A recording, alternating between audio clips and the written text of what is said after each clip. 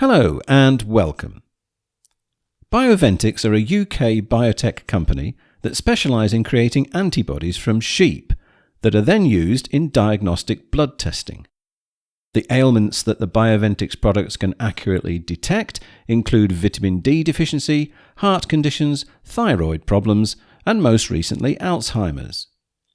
Now, Mark has been a shareholder since 2017 and he has recently added to his holding. So, to listen to his review of Bioventix, stay tuned to this, episode 37 of The Desert Island Investor.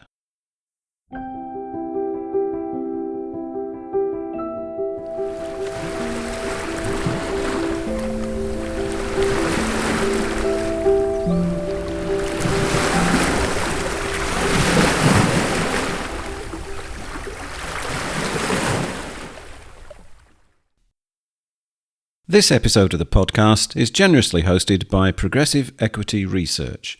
Visit their website at progressive-research.com. Mark, Bioventix is another share from your portfolio that we have not discussed before, but this has been prompted by you recently adding to your holding. So, as usual, can you provide the base numbers, please? Yes, Paul, it's got a market cap of 145 million, a PE of 17.7, and a useful yield of 5.6%, and that's based on a current share price of £27.75. And when was the company founded? Founded in 2003 and floated on AIM in April 2014. And when did you first invest? My opening position was in July 2017 at £19.17. I added modestly again in September 2020 at £42.38. And just recently in June this year, June 2025, at £26.37. It remains a small position at just 1.25% of the portfolio, and it sits in 19th place. Right, so that's nearly 5 years since you last added. You have told me that your reason for this addition was not just down to the investment case within Bioventix itself, but also a need to balance your portfolio. I have 30 stocks, and over recent years I've been both trimming the portfolio of some peripheral holdings and adding to my larger holdings. The result is that my portfolio is beginning to look somewhat top-heavy. If you look at my top 10 holdings, they account for 72.8% of the portfolio, and the top 15 holdings, 87.2%. Now, in reality, that level of diversification is probably more than adequate. I do tend to look at my portfolio in isolation to my other interests. Of my liquid assets, my portfolio is around 35%, pension 24%, and my investment in FundSpit is 41%. And in addition, my wife has a generous NHS pension, as you expect. You know, she's on the right side of the public-private sector apartheid system. And I own an house outright, and I've got other assets, including a lawnmower. But in recent weeks, my largest holding, Me Group, which accounts for around 14.7% of the portfolio, they announced that they were evaluating various strategic options to enhance shareholder value. And one of the options being considered involves seeking potential offers for the company. The company is not in receipt of any offer proposals yet, and they stated that there was no certainty that an offer would be made. But basically, the for sale sign is up, and they're in what they would call now an offer period. So ideally, I would not like to lose Me Group, but if it did, where would I put the eventual proceeds? Now, my second largest holding is MP Evans at 10.7%. If I totally rehoused it there, it would come to 25.4% at current values. Now, even down at my 10th holding, that's currently 3.6%. So it's less critical, but you can see the weighting consideration. Therefore, I've been looking down the portfolio and at three potentials on my watch list to see where I can start some redistribution, but at the same time, hopefully finding what I think is good value. Okay, back specifically onto Bioventix. They are a UK biotech company that specialises in creating antibodies from sheep. that are used in diagnostic blood testing.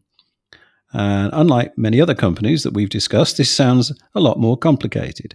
And I know you like businesses that you can easily understand.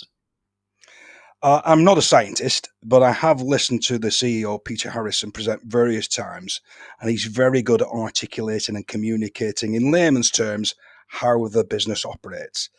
In addition, the annual report and accounts is very consumable and stretches to only 85 pages. We covered Victrex recently, and in comparison, that's some 204 pages. And just a little shout out for Peter. I often lament about the lack of communication from companies, but back in 2022, I emailed Bioventix with a query, and Peter, let's remember he's the CEO, he came back to me in 28 minutes. Now, I recently sent him another couple of separate queries where I needed some clarification, and again responded with the speed of a gunslinger. His last response was just 10 minutes, so he's Pistol Pete. And, often people respond late. I think it's sometimes to create a myth that they're very busy or important, or they don't indeed respond at all. And all I like to say is I prefer and respect Peter's approach. We've often talked about communication with the company and the board, and you have attended AGMs, but what about Bioventix? No, I haven't attended a Bioventix AGM. They are located in Farnham in Surrey, but the prohibiting factor is the AGM is held in December when I'm generally enjoying sunnier climes. And as I'm away for a chunk of the winter, that those AGMs that fall during that period are a problem. And you kindly attended the James Holstead AGM as my proxy once, which I greatly appreciated. And another important aspect for you is for directors to have skin in the game, meaning that they own shares themselves. So is this the case with Bioventix? Peter is a significant shareholder with 5.7%, so I would suspect that he monitors and shows interest in that share price. Okay, I've had a brief look at the business. As you say, it has a market cap of 145 million, but it only shows a revenue of 13.6 million at the last year end. So what are your thoughts on that? Yes, it all looks preposterous, but the reason for that heady valuation is that despite the revenue being only 13.6 million, the profit before tax is 10.6 million. And it also has some 6 million net cash, which is again equivalent to 6 months trading. This is an excellent business with envious returns. And this business operates with a head count of just 17, and that's including non-execs. In terms of employees, they have only 14, with 12 being full-time equivalents. So let's not quibble. Let's take that 17 figure. We've used revenue per employee as a metric before. Here, revenue per employee is £800,000 and profit per employee is 624,000. Now, I know that as an investor, you are frustrated by companies that spend an inordinate amount of time and money reporting on DEI. Now, despite Bioventix having so few employees, they also do this, but I believe it has limited scope. Well, presumably this is mandatory, but their report is limited to sexuality only. If you're doing an opinion poll of a sample of 17, it'd be very difficult to get a true picture. In the report, it says 53% are women, so presumably 47% are men. And it goes on to say, we have twice as many women as men in our scientist and support teams at Bioventix, and hourly pay rates for female employees in these teams are 100.5% of those of male employees. This reflects the longevity of the team of female scientists, who on average have circa 2 years more service than our male scientists. Diversity recognises similarities and differences. It is defined more broadly than race, religion, gender, and ethnicity. And as an operation, we also address it through our diversity of thinking, background, skill set, and age. Our processes and communications are open and all-inclusive, and we positively encourage all of our team to bring new ideas, critically challenge, and add their knowledge and experience to improving the operation and performance of our business. I think this tries to address the challenge of being diverse across such a limiting number. And, heaven knows what we will do when the Desert Island Investor floats on the stock market, Paul. There's only two of us, both men of a certain age, white, heterosexual, as far as I'm aware. And, perhaps in that case, we'll have to make a feature of your Irish lineage. Yes, to be sure. To be sure. Sorry, we have to say that twice. Well, there's certainly mouth-watering returns for the company. So what exactly does Bioventix do, and how does it make its money? Well, as said, the company specialises in creating antibodies from sheep, and those antibodies are used in diagnostic blood testing. They only produce a tiny amount of antibodies every year, around 15 to 20 grams. Can you imagine that, Paul? I'm not sure I could entrust something of that value and that small for your safekeeping. I've seen your living room. It's here somewhere. I just can't put my hands on it, Mark. Oh, very funny. But okay, in honesty, I mean, I can't see how 20 grams of antibodies could possibly be the mainstay of their success. So I assume it's down to how those antibodies are used. Yes, those 15 to 20 grams account for around only 25 to 30% of the annual revenue. The lion's share of 70 to 75% of the revenue is from royalties derived from the sale of diagnostic products called reagent packs, which contain the Bioventix antibodies. And those packs are deployed in blood testing equipment in hospitals and clinics by large diagnostic companies like Roche, Siemens, Abbott, and Beckman Coulter. So to clarify, Bioventix are involved in the area of diagnostics and not treatment. Precisely. They hopefully successfully find out what is up with you, and then it's across to another field of experts who hopefully can provide some treatment. And what conditions are these antibodies able to detect? They have around 25 antibodies. Vitamin D deficiency is by far the largest at 5.9 million. Again, my layman's understanding is commonly this can be remediated by exposure to sunlight, which is difficult in Lancashire, but we should be okay here on the island. And diet, again, with the milk from your goats, Paul, eggs and oily fish, we're well placed. Troponin antibody is fractionally the next largest revenue at 1.41 million. Troponin is a protein that is released into your bloodstream when the heart is damaged. And if you go into hospital complaining of chest pain, this is a typical test. You could be on your way to a major cardiac event, and I would say it's useful to know. Bioventix antibodies are able to detect troponin at very low levels, but nota bene, the troponin work is exclusive to Siemens, and revenues will terminate when the contract expires in June 2032. So more to come. But the well will run dry at some point in the non-too distant future, but hopefully enough time for Bioventix to gain traction in other areas. Thyroid function is 1.38 million. And then there's things called biotins and biotin blockers, which I understand involved in various metabolic processes, including metabolism of fats, carbohydrates, and proteins, and supports healthy hair, skin, and nails. So that was 1.14 million. And then other things are progesterone at 0.63 million, estradiol 0.52 million, testosterone 330,000, and drug testing antibodies 320,000.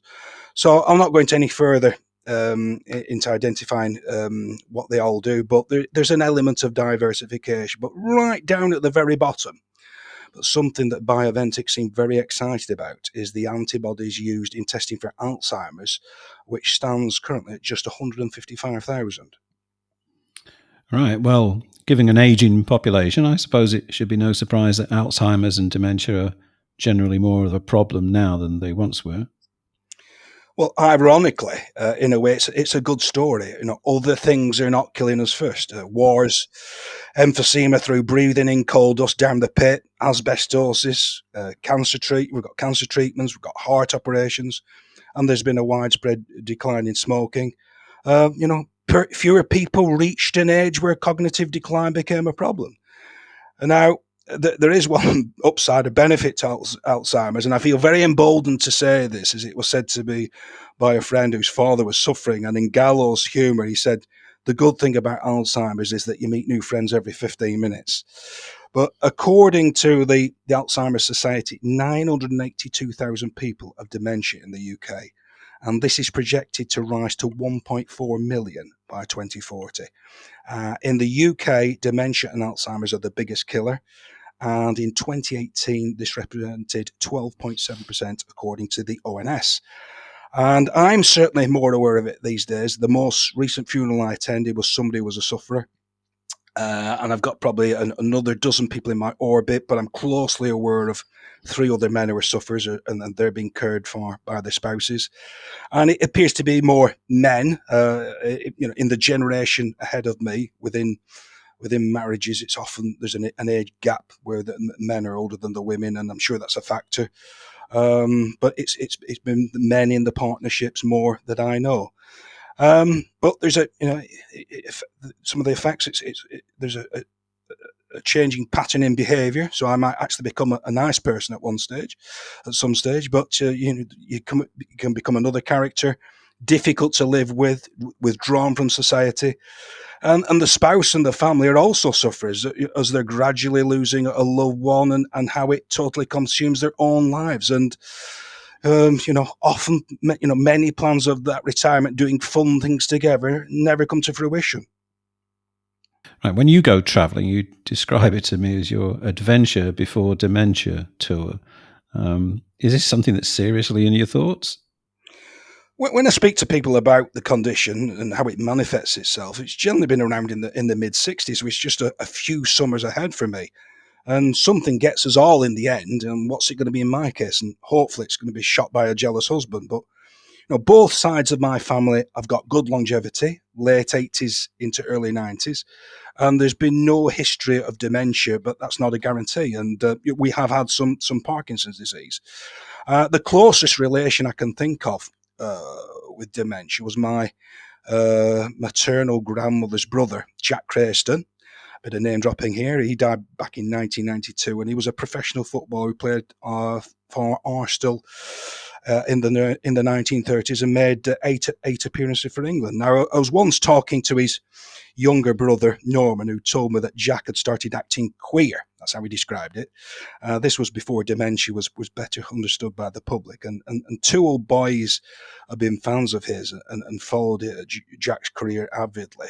And they asked if it would be possible to meet him. And Jack's wife invited them to their home. But the 2 men appeared shocked when they finally met their hero, who was in a state of confusion. And the wife said, "Jack, show them your caps." So Jack returned into the living room wearing a trilby. And she said, "No, your international caps." And then he came back in wearing a sombrero that he brought back from holiday. So, of course, he was a centre half, and there's been lots of evidence on the damage done by heading the ball. So my hope is this perhaps the cause and not a family trait. Bioventix typically has a lead time of between 4 and 10 years between initial research and generating income. But I believe the company has been surprised by how quickly these, albeit modest, revenues have been generated. My crude interpretation of why ploughing resources into diagnosis has been limited is that what is the outcome if there's no cure available? Previously it was a case of, good news, Mr. Atkinson, we've successfully identified that your condition is early onset dementia. Great. What do we do next? Well, you and your family now go home and come to terms with the trajectory of what little time you've left remaining to you. So that's been the case. But however, some drugs have come to market that appear to slow down the process, and in that case, diagnosis becomes more valid. Well, yes, but you recently sent me a BBC News article dated 19th of June 2025, and the headline in that was "Breakthrough Alzheimer's Drugs Too Pricey for NHS." And it had the subheading, "Two breakthrough Alzheimer's drugs have been deemed far too expensive for too little benefit to be offered on the NHS." And this was an article about 2 drugs, one called donanemab and one called lecanemab. Yeah, I'm sorry, I'm probably murdered that pronunciation, but they are the first to slow down the disease, apparently, which may give people some extra time living independently. However, the drugs do not stop or reverse the effect of Alzheimer's. The National Institute for Health and Care Excellence NICE, concluded that they were a poor use of taxpayers' money and said funding them could lead to other services being cut. Now, it's obviously a sensitive area, but the cost-benefit analysis, it is a real obstacle. I mean, the official price of deploying the drugs in the United States is $20,000 to $25,000 per patient per year. Apparently, what the NHS would pay is confidential, but around 70,000 people in England with mild dementia would have been eligible.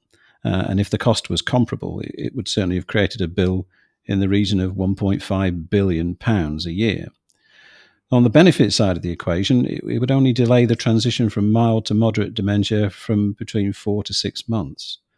Now, I'm sure that would be very valuable time for sufferers and their families, but it appears that there are opposing camps. One is for ploughing resources into drugs, and another one says that these have minimal benefits and that the resources should really go into higher quality palliative care. So the Treasury and the NHS must be furious that across the spectrum of medicine, these blasted scientists keep coming up with drugs that people then want and constantly bloats the cost of the NHS, whereas previously we could write people off. Now, with hip and knee replacements, cancer treatments, heart operations, there is the prospect of some of these returning to be fully functioning members of society. In many cases, going back to work and paying tax. What active contribution can an Alzheimer's patient make? And I'm saying this just as devil's advocate. Now, in all walks of life, be it televisions or drugs, the quality improves and the price comes down. And hopefully this will be the case here. So, Paul, any particular viewpoint?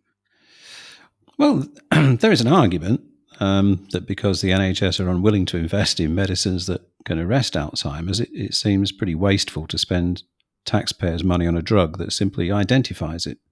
And we were talking about this earlier, and I kind of likened it to a man falling from a building, being handed a diagnosis explaining quite accurately that the cause of his death will be hitting the ground. And as that BBC article points out, at an estimated cost of £1.5 billion per year, diverting that money into improving palliative care does have merit. And also, if a simple drug test does the job which is currently being done by a psychiatrist and a team of mental health experts, what happens to them? Well, in the event of widespread testing, I don't know at what age this will kick in. I have the pleasure of being screened for bowel cancer as I'm over 50. I understand that the plaque that results in Alzheimer's can be building up for many years before it's detected. The sooner you can detect these things, the better. Where is the line between forgetfulness and cognitive degeneration? And I must admit that I have at times had concerns about you, Paul. We recently had an afternoon drinking session in Manchester, and I had to keep reminding you that it was your round. And you later admitted that you keep going upstairs and you can't remember why. And I said, well, we all do that. And you said, well, yeah, but I live in a bungalow. But, given our ages, these breakthroughs may be too late for us, but it is encouraging. And that aside, I would suggest earlier diagnosis, as bad as the news will be, does allow people that precious time they have and take stock of their lives. And, I've read articles about people being misdiagnosed. One man, Alex Preston from Anstey, he lived for 7 years believing incorrectly he had Alzheimer's, and going back a number of years, the author Terry Pratchett was told that he'd had a stroke. And one of my friends that I referred to earlier, she was repeatedly told her husband didn't have Alzheimer's, as she suspected, but he had depression. And he did a number of cognitive tests. She described these as puzzles. And he's quite successful at these, but he eventually went for a brain scan and they found out what the problem was. So the opposite side of diagnosis is that if you can establish that it's not Alzheimer's, you could discover that it's something else that you can effectively treat. And it could be depression, could be thyroid problems, nutritional deficiencies, infections, or medication side effects, or a brain tumor. And on the NHS website, it states, if a GP is unsure about whether you have Alzheimer's disease, they may refer you to a specialist such as a psychiatrist, usually called an old age psychiatrist, an elderly care physician, sometimes called a geriatrician, a neurologist, an expert in treating conditions that affect brain and nervous system. The specialist will be based in a memory clinic alongside other professionals who are experts in diagnosing, caring and advising people with dementia and their families. There's no simple and reliable test for diagnosing Alzheimer's disease, but the staff at the memory clinic will listen to the concerns of both you and your family about your memory or thinking. They'll assess your memory and other areas of mental ability and, if necessary, arrange more tests to rule out other conditions. And then it goes on about the mental ability tests.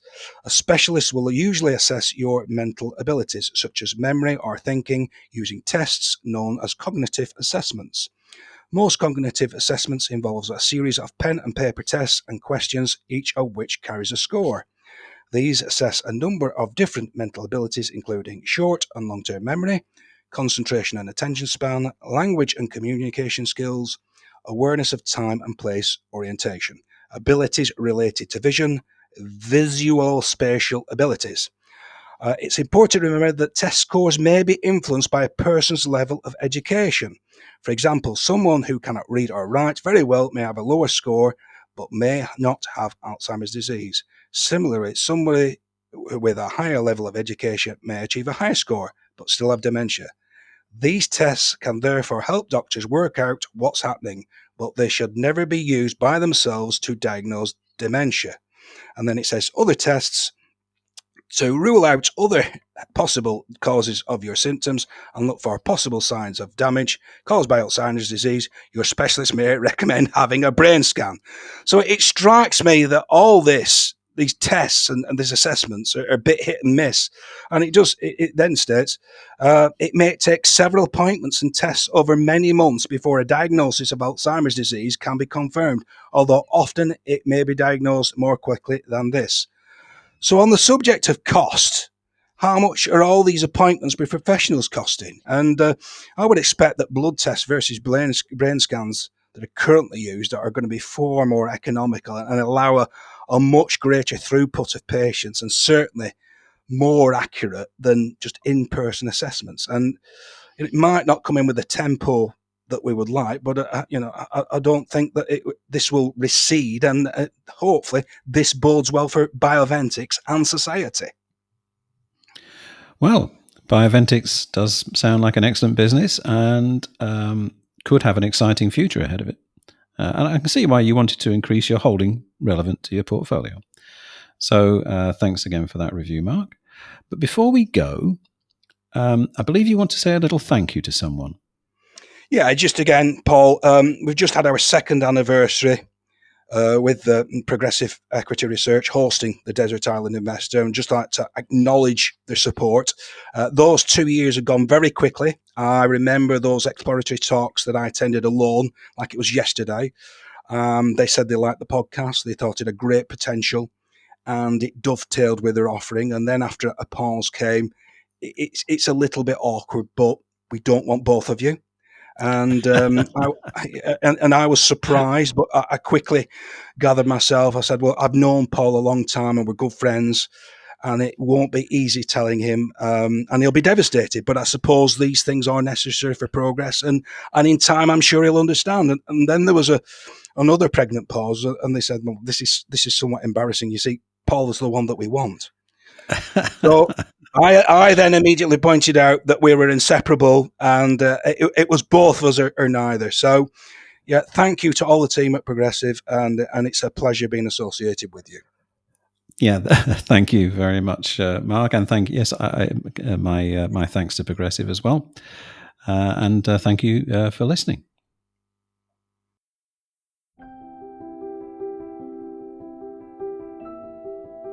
Well, that's all for this episode. We hope that you enjoyed it. Please remember the content is for information only and it is not financial advice. If you have a question for Mark for our Question in a Bottle podcast, just complete the form on our website, thedesertislandinvestor.co.uk. Thanks again for listening. See you next time.